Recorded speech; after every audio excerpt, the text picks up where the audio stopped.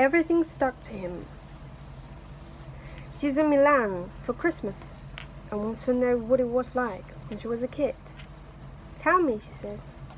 Tell me what it was like when I was a kid. She sips Traeger, waits, eyes him closely. She's a cool, slim, attractive girl, a survivor from top to bottom. That was a long time ago. That was 20 years ago, he says. You can remember, she says. Go on. What do you want to hear? He says. What else can I tell you? I could tell you about something that happened when you were a baby. It involves you, he says, but only in a minor way. Tell me, she says. But first fix us another so you won't have to stop in the middle. He comes back from the kitchen with drinks, settles into his chair, begins. They were kids themselves, but they were crazy in love. This 18-year-old boy and this 17-year-old girl when they married. Not all that long afterwards, they had a daughter. The baby came along in late November during a cold spell that just happened to coincide with the peak of the waterfowl season. The boy loved to hunt, you see. That's part of it. The boy and girl, husband and wife, father and mother. They lived in a little apartment under a dentist's office. Each night, they cleaned the dentist's place upstairs in exchange for rent and utilities. In summer, they were expected to maintain the lawn and the flowers. In winter, the boy shoveled snow and spread rock salt on the walks. Are you still with me? Are you getting the picture? I am, she says. It's good, he says. So one day the dentist finds out they were using his letterhead for their personal correspondence. That's another story. He gets up from his chair and looks out the window. He sees the tile rooftops and the snow that is falling steadily on them. Tell the story, she says. The two kids were very much in love. On top of this, they had great ambitions. They were always talking about the things they were going to do and the places they were going to go. Now the boy and the girl slept in the bedroom and the baby slept in the living room. Let's say the baby was about 3 months old and had only just begun to sleep through the night. On this one Saturday night after finishing his work upstairs, the boy stayed in the dentist's office and called an old hunting friend of his father's. Carl, he said, when the man picked up the receiver, believe it or not, I'm a father. Congratulations, Carl said. How's the wife? She's fine, Carl. Everybody's fine. That's good, Carl said. I'm glad to hear it, but if you called about going hunting, I'll tell you something. The geese are flying to beat the band. I don't think I've ever seen so many. Got 5 today, going back in the morning, so come along if you want to. I want to, the boy said. The boy hung up the telephone and went downstairs to tell the girl. She watched the while he laid out his things. Hunting coat, shell bag, boots, socks, hunting cap, long underwear, pump gun. What time will it be back? The girl said. Probably around noon, the boy said, but maybe as late as 6 o'clock. Would that be too late? It's fine, she said. The baby and I will get along fine. You go and have some fun. When you get back, we'll dress the baby up and go visit Sally, the boy said. Sounds like a good idea. Sally was the girl's sister. She was striking. I don't know if you've seen pictures of her. The boy was a little in love with Sally, just as he was a little in love with Betsy, who was another sister the girl had. The boy used to say to the girl, if we weren't married, I could go for Sally. What about Betsy? The girl used to say. I hate to admit it, but I truly feel she's better looking than Sally and me. What about Betsy? Betsy too, the boy used to say. After dinner, he turned up the furnace and helped her bathe the baby. He marveled again at the infant who had half his features and half the girl's. He powdered the tiny body. He powdered between fingers and toes. He emptied the bath into the sink and went upstairs to check the air. It was overcast and cold. The grass, what there was of it, looked like canvas, stiff and grey under the street light. Snow lay in piles beside the walk. A car went by. He heard sand under the tires. He let himself imagine what it might be like tomorrow. Geese beating the air over his head, shotgun plunging against his shoulder. Then he locked the door and went downstairs. In bed, they tried to read, but both of them fell asleep. She first, letting the magazine sink to the quilt. It was the baby's cry that woke him up. The light was on out there, and the girl was standing next to the crib rocking the baby in her arms. She put the baby down, turned out the light, and came back to the bed. He heard the baby cry. This time the girl stayed where she was. The baby cried fitfully and stopped.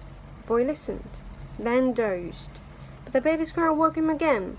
The living room light was burning. He sat up and turned on the lamp. "I don't know what's wrong," the girl said, walking back and forth with the baby. "I've changed her and fed her, but she keeps on crying. I'm so tired. I'm afraid I might drop her." "You come back to bed," the boy said. "I'll hold her for a while." He got up and took the baby, and the girl went to lie down again. "Just rock her for a few minutes," the girl said from the bedroom. "Maybe she'll go back to sleep." The boy sat on the sofa and held the baby. He juggled it in his lap until he got its eyes to close, his own eyes closing right along. He rose carefully and put the baby back in the crib. It was 4:45, which gave him 45 minutes. He crawled into bed and dropped off. But a few minutes later the baby was crying again. And this time they both got up. The boy did a terrible thing, he swore. "For God's sake, what's the matter with you?" the girl said to the boy. "Maybe she's sick or something. Maybe we shouldn't have given her the bath."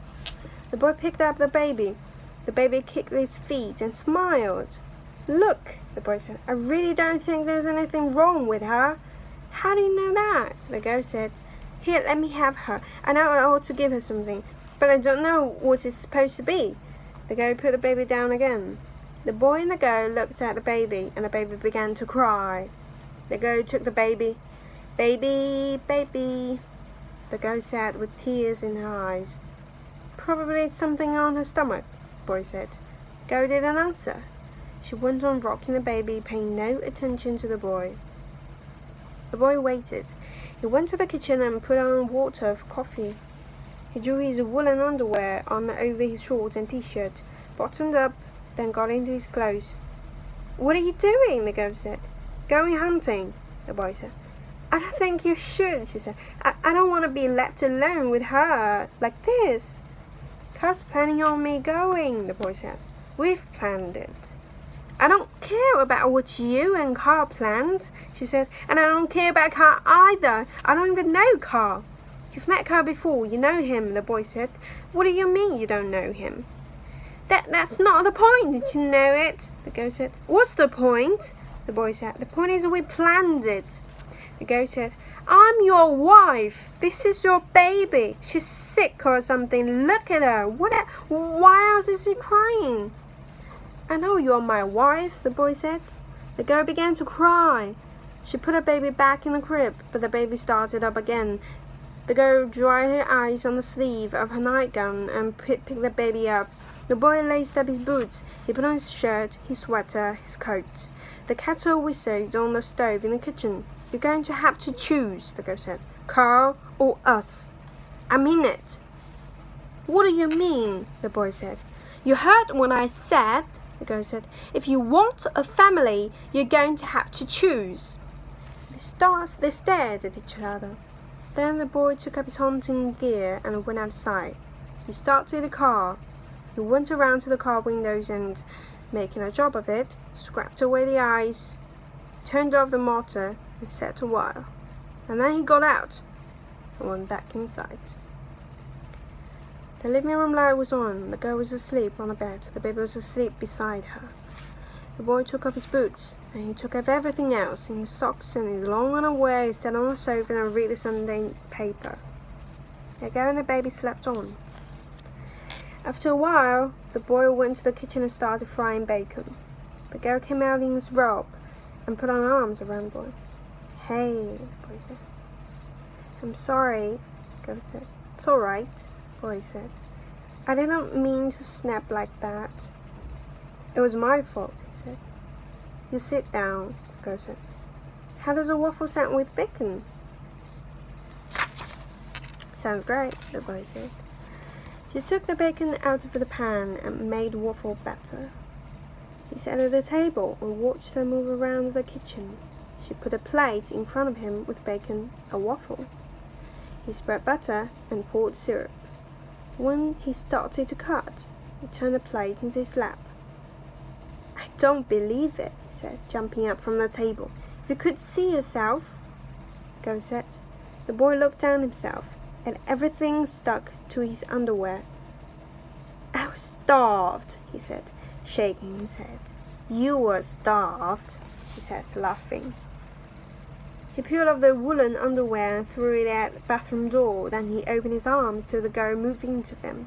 "We won't fight any more," she said. The boy said, "We won't." He gets up from his chair and refills their glasses. "That's it," he says. "End of story. I admit it's not much of a story." "I was interested," she says. She shrugs and carries his drink over to the window. It's dark now, but still snowing. "Things change," he says. "I don't know how they do, but they do without your realizing it or wanting them to." "Yeah, that's true. Only..." But she does not finish what she started. She dropped the subject. In the window's reflection, he sees her study her nails. Then she raises her head. Speaking brightly, she asks if he's going to show her the city at all. He says, "Put your boots on, let's go." He stays by the window, remembering. They had laughed. They had leaned on each other and laughed until the tears had come, while everything else, the coat and where he go in it, was outside for a while anyway.